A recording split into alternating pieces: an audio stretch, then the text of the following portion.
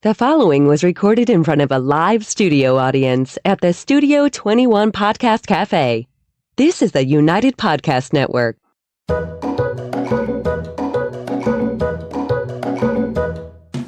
Welcome to the Quirky Dog Podcast, inspired by some of the quirkiest dogs you can ever imagine and the owners who love them. This podcast is brought to you by the quirky couple themselves, Scott and Jess Williams. Their aim is to educate and entertain. Here's Scott and Jess. I thought you were leaving me there for a second. Welcome, guys, and happy Wednesday. Today, we are going to talk about when your dog is your therapist. But first, we're going to start with the quirky tip of the day. All right, our quirky tip of the day comes to you from Viagen Pets. Viagen is a cloning company out of Texas. And people have been asking, well, if I send in a sample, how will I know if that sample was viable? How do I know that it got there? Everything else. Within 4 weeks of you sending a tissue sample into Viagen, you will be notified if that tissue sample worked or if not. And this, again, is good reason to do it when your dog is young and healthy versus when they have recently passed, because then you have another opportunity to send one in if that first one didn't work out great. The actual quirky tip is if you do not have Back on Track coats, or you're not familiar with the company Back on Track, check it out. Our dogs got massages for the first time in a long, long time the other day. I feel terrible about how long it took in between their last massage. And of course, I pulled everyone's Back on Track coats out afterward. We use them a lot in the winter if it's cool with hiking and, snow and everything else. So just be mindful if you're not familiar with this company. It's a great company. It really helps the dogs. The magnets have very therapeutic effects. So check them out. Back on Track.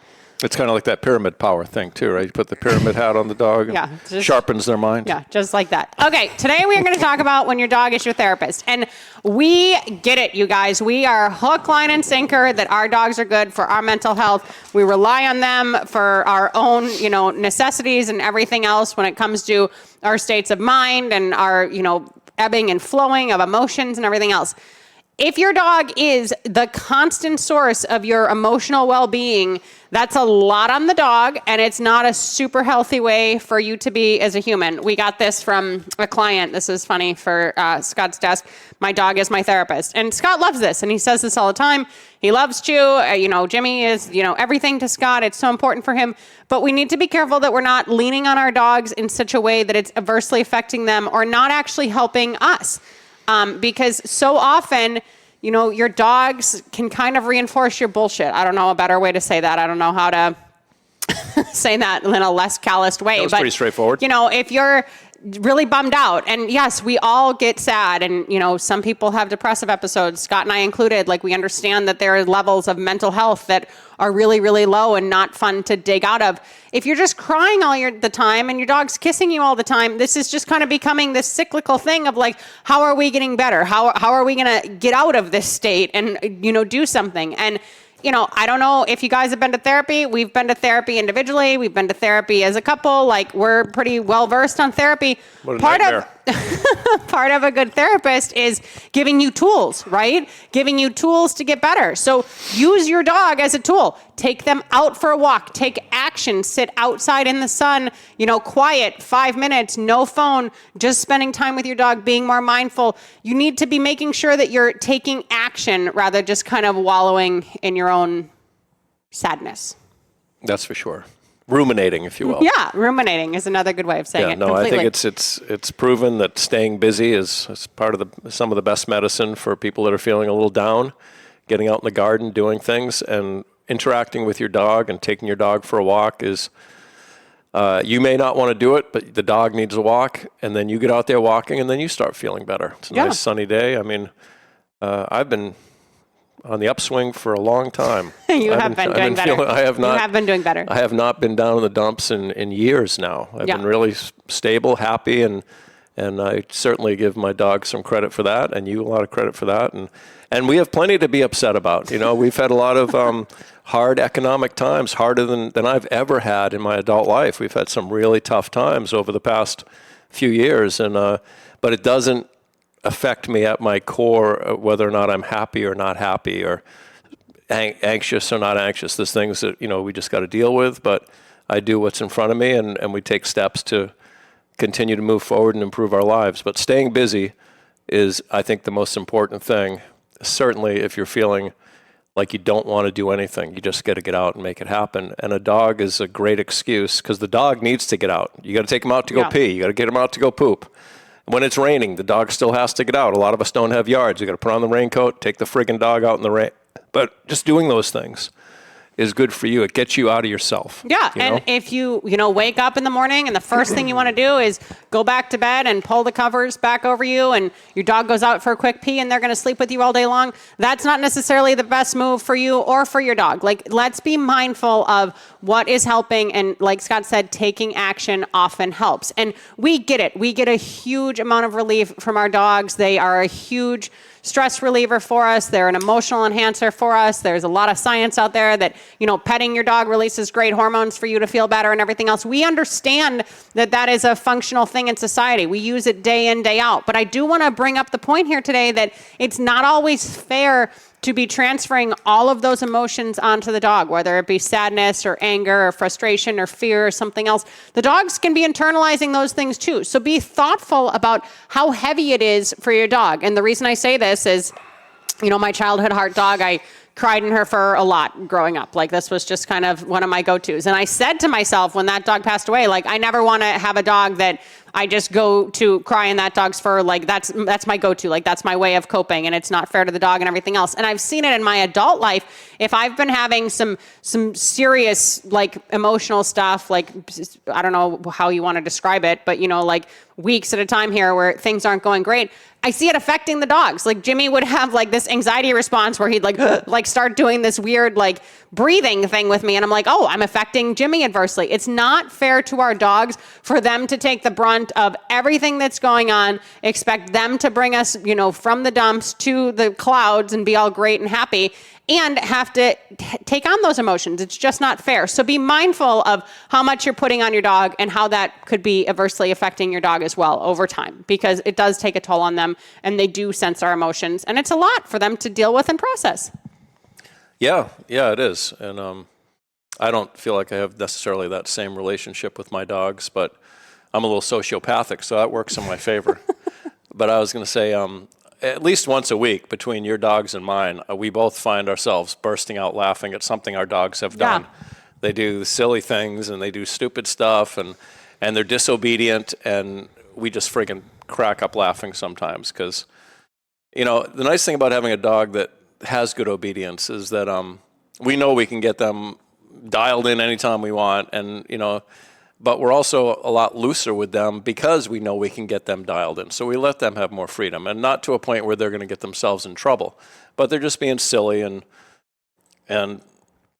it's entertaining. They're entertaining dogs, they crack me up. This is a good point. Living in the moment with your dog is important, and not all therapists are funny. So if you're paying somebody as a therapist, they might not be as entertaining as your dog. That takes the funny out of it right there. All right, let's go to break super quick. When we get back, we'll talk about this a little bit more. Want to keep up with all the latest from the Quirky Dog podcast like me and Murphy here? Then make sure you head on over to the YouTube channel and subscribe. Or if you prefer to listen to the madness, go on over to iTunes or Spotify and follow the Quirky Dog podcast. And hey, while you're there, leave a rating and review and let them know what you think of the show. Until then, keep it quirky. All right, we're back. So outside of the comedic relief, outside of the mindfulness, outside of getting outside of yourself and actually doing something because, your dog is there in your presence, make sure that you have tools outside of your dog. It takes a lot to get better, to feel better, to work through childhood trauma, to, get to the next level, like Scott's talking about now, where we've gone years and everything else with new tools that we've implemented to feel better. Like, there is a way that you can feel better, but it's to each his own in a certain way, and different healing modalities help in different ways. But don't put all that pressure on one being. One, it's really putting you between a rock and a hard place if something happens to that dog. And two, it's just not fair to the animal. Make sure that your spouse, for that matter. Yes. Make sure if you are utilizing your dog as a huge emotional support for your well-being, that you're, kind of spreading the joy also and having other resources as well, because it's a lot for one animal to be like everything to you, and it's a lot of pressure. So be very, very conscious of that. Yeah, I think the first dogs that I got as an adult were unconsciously therapeutic. I got them to get away from the stress of work and a lot of different stresses, and I focused on the obedience as a hobby And it was therapeutic. It was fun. It was challenging. It was frustrating. It was a big humbling experience for me to learn that it doesn't matter how much time you put into the work, if you're not talented or experienced with your techniques, it's going to take longer because you're learning too. The dog and you are learning at the same time. So that being said, keep in mind that it is a journey, whether you're working on just your basic healing. That's a journey, and every time you go out there, you trek down the road, and that's your journey to making it a little bit better, focusing on what it is you want from the dog, what you want together as a team. And just doing that, you can't, if you're doing it and you're sincerely doing it, you're not thinking about your work, your bills, your kids, you're in the moment. Medical problems that your family members could be having. You're right there working with that dog. It's never going to be perfect. I tell all my clients, we're working towards an ideal. We're never going to get there, but we need to know what the ideal looks like in our own minds to work towards this. And knowing it's never going to be perfect. But if you don't have a good, clear picture in your mind of what it is that you want to teach the dog, there's no way the dog is going to get better because the dog doesn't know what the heck you want from it. And if you're just saying good boy, good girl, and it's half-ass, then they're thinking, I guess this is what they want. This is great. And that brings up the point of getting outside of yourself. Especially if you're in some sort of emotional spiral and you don't really want to get out in the world, maybe you do seek out a trainer to help you with a behavioral issue. Maybe you do sign your dog up for a local nose work class and just something that's pretty low pressure, but kind of gets you outside of yourself and gets you out and active into the community. It is a huge relief for the dogs to kind of force us to look life in the eye and be like, okay, well, we have to leave the house and I have to get to class now because I signed up for this 6 to 8 week class and everything else. So yes, training is in the moment. You're mindful. It's very productive in that sense and it helps your headspace. But also sometimes the dogs can get you out in the community and more social than you may have been if they weren't there previously. And this is why dogs are man's best friend and they're, domesticated and they're great animals versus other animals. And I'm not saying that cats can't be great and horses can't be great and everything else, but we are so bonded to dogs that they typically give us more than any other species, humans included sometimes. So yes, that is a gift, but we have to be respectful of that gift and we have to make sure that we're doing our due diligence to, kind of make ourselves become as emotionally well as we possibly can be with as many resources as possible versus just leaning on our dogs and putting all our shit on them. And I have a lot of clients that have said to me that I'm their therapist. And the reason they think that I'm their therapist as a dog trainer is because their dog brings up emotions in them immediately. And we're working with the lack of control or this or that. It's bringing things up in them that have nothing to do with the dog. And they'll start telling me about a child with autism or a family member with cancer and all of the different things going on. And this dog brings dog trainers immediately into the inner circle of that family in that relationship with the people. And that's a lot of responsibility, and that relationship has to be treated with a lot of respect and empathy. And it's something Jess has mentioned to me about other businesses where these people are very demanding and obnoxious, and you never really get inside that little family circle. You're just there to provide a service for them, regardless. It could be, painting their house or something. They don't give a shit about you. They want the damn house painted. They got a lot of problems. But when we're working with the dog and we get into that and they start letting their guard down, and I've had so many, countless people start, well up. I've given people hugs, like, geez, take it easy. I mean, I understand what's going on here, but this is not an insurmountable issue. The dog, and then it gets to the point where healing your dog is probably the easiest thing you're ever going to do out of all the stuff you're dealing with in your life right now. This is something we can actually make better. We can get your dog to walk down the street with you. I can't, and I don't say this, but I can't help them with those huge other family difficulties they're having, but at least we can take control in a little way. They can get some control back in their life through working with their dog, which makes them feel better, Yeah, completely. And they can replicate that feeling again and again and again without their trainer being there. And that is a beautiful thing that you brought up. And that is something that we often are finding ourselves way more intimately intertwined with these clients than we ever thought before. But it is for the greater good of their healing and their learning and everything else. And the dog does, in a sense, become their therapist, but in a productive way where they feel like, like, okay, they can take control over things. They can take action. They're feeling better about, the stress that's coming up in their life and other areas just because the dog is under better control. So that is a really good point that you brought up. In fact, we have a couple of dogs in now, and the woman said to me in our first meeting, these dogs are the biggest stress in my life. And I said, if this is your biggest stress, your life is going to improve dramatically with some training, because dogs are one thing that you can get under control and you can see significant improvement with if they've been, making your life crazy and doing unpredictable behaviors and this and that. There's so many things you can do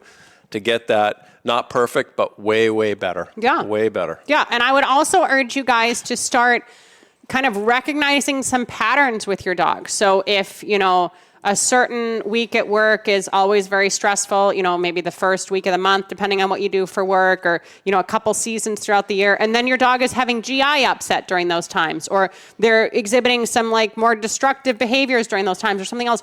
Start to notice when these two lives are intersecting and when your stress is affecting your dog. And it may actually help you keep yourself in check a little bit more. I am very conscious of, this shirt says, dog is my Zen.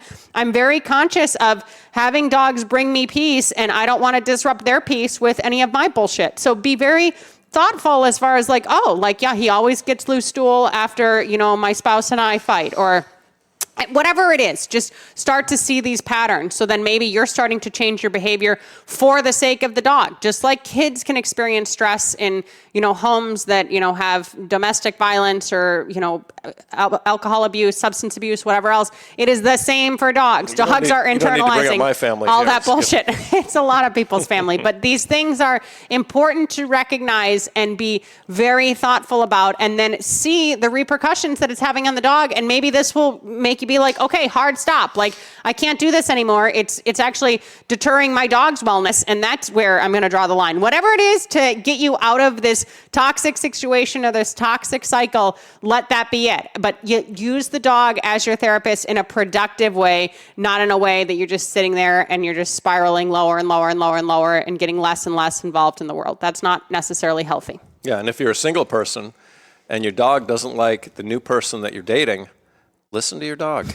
Keep an eye, just be conscious of that. Keep it in the back of your mind as that relationship progresses, because a lot of times the dog is right. They sense this person is not good for you, Mom. Yeah, no, they know right from the get-go. So somebody had brought this up on a thread when I asked about podcast topics, and I thought it was an interesting perspective, because it's very common that we use our dogs as emotional stability, as grounding, everything else. You go home, you talk about your day, you tell your dog your deepest secrets and all this other stuff, but make sure that it's beneficial to you and your dog, and that you're seeing some significant changes. Scott and I have done a lot of mental health work pretty much from the time this podcast started till now, and even before that. None of it works. Stop it. But there's a lot of modalities out there. There's a lot of things out there. EMDR, EFT, ice baths, deep breathing, Wim Hof breathing, all of these things, actual therapy, talk therapy, journaling. There's a lot of resources out there that we can access now as a society. So utilize them. Get yourself in a program that makes you feel better, where you have structure. You have to get up every day and do something. And like Scott said, where you're just taking action. Taking action is most important. If you have nothing in your calendar from Monday to Sunday, and then the next week rolls around, nothing's really going to change. You have to make something change. Volunteering is something where you can get out and go volunteer somewhere. It doesn't cost you any money. You're helping other people and you're getting outside of yourself. So make sure that you are coming up with a plan more so than, I'm just going to go home and have a drink with my dog on the couch and that'll be that, because things won't change. The nice thing about volunteering is you meet people that are in a giving headspace. And it's really kind of cool, because most people are not like that. But Jess and I have been volunteering for at least 3 years now. Same people every week we go see, and we're all there, not getting paid, working at a food pantry. And it's great. The people, when they're there volunteering to do it, even when we bitch, it's funny. It's because we're not there to get paid, we're there to help. And it's just a funny thing. But I was going to say also along the lines of, your dog being your therapist, if you're into dog sports, and you're getting frustrated with your dog, consider the possibility of this dog as inadvertently an extension of your ego. So how good your dog does is a reflection on you personally, and then that's upsetting to you, because I've seen that many times in dog sports, and it's an ugly thing to see, and nobody likes it. That's, the sore loser type thing.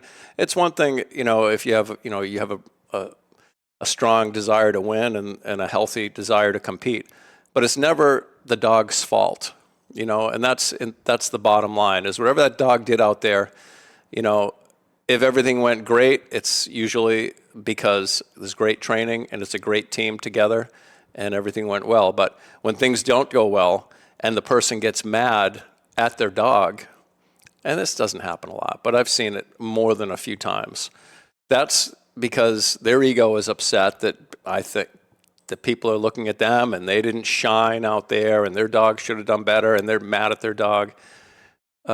If you find yourself getting upset with your dog, it's always an ego thing, and you need to just take a moment.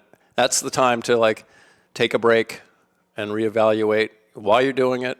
Not to stop training, but why am I getting upset over this? Yeah. That's really something to think Unleash about. and unlock the childhood trauma, and then all will be well. All right, you guys, I hope that we helped you, and we totally want you to lean on your dogs for support, but don't make it something that's unhealthy for them. Yeah, don't crush the dogs. All right, thank you so much for joining us this week. We hope you have a wonderful week with your dogs as your therapist, and in the meantime, keep it quirky. Thanks, guys.